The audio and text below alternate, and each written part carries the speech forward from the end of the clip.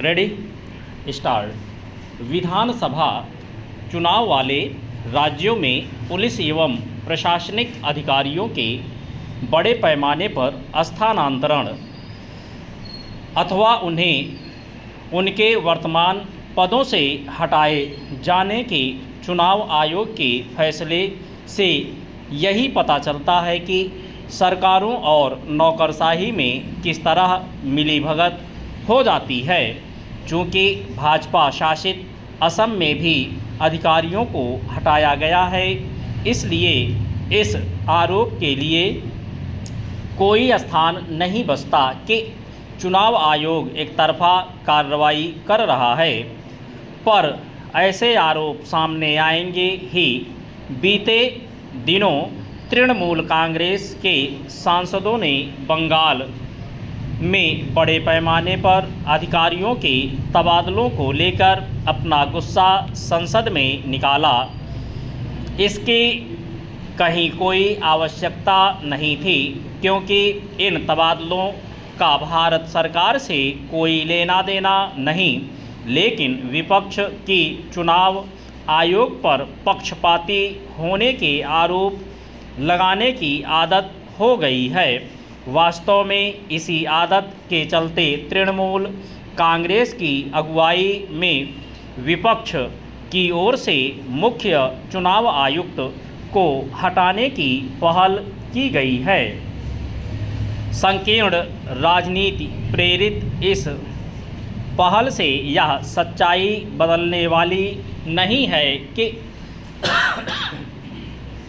बंगाल उन राज्यों में अग्रणी है जहां अनेक पुलिस और प्रशासनिक अधिकारी तृणमूल कांग्रेस के कार्यकर्ता के तौर पर काम करते दिखते रहे हैं। इसके कई उदाहरण भी सामने आ चुके हैं।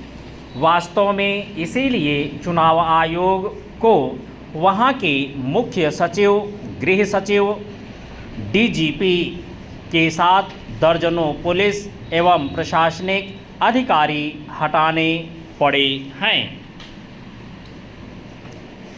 चेंज। लोकसभा चुनाव के समय भी बंगाल में कई अधिकारियों को हटाया गया था।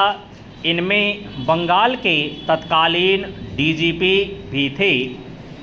चुनाव बाद ममता बनर्जी ने उन्हें फिर से पुलिस आयुक्त बना दिया था। अभी हाल में उन्होंने उन्हें राज्यसभा भेजा।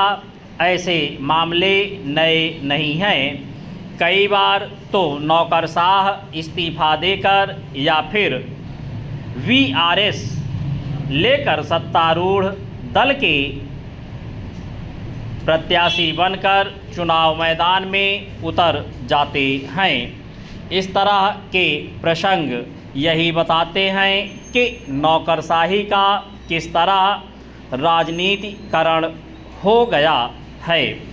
नौकरशाही के राजनीतिकरण के लिए किसी दल या सरकार विशेष को ही जिम्मेदार नहीं ठहराया जा सकता। लेकिन इतना तो है ही, कुछ राज्यों में यह हद से ज़्यादा बढ़ गया है। नौकरशाही का राजनीतिकरण अथवा सत्तारूढ़ राजनीतिक दलों की ओर से नौकरशाहों के समक्ष अपने दल के सदस्य के तौर पर काम करने की परिस्थितियां पैदा करने से प्रशासनिक तंत्र का अवमूल्यन ही हो रहा है। यह ठीक नहीं कि जिन अधिकारियों से यह अपेक्षित होता है कि वे नियम कानूनों के प्रति निष्ठावान रहें, वे जनता की सेवा करने के स्थान पर दल विशेष की सेवा करते दिखते हैं। जब ऐसा होता है तो शासन प्रशासन की ओर से जनता के हितों की उपेक्षा ही होती है। नौकरशाही के राजनीतिकरण के लिए जितने जिम्मेदार नौकरशाह हैं, उतने ही राजनीतिक दल भी।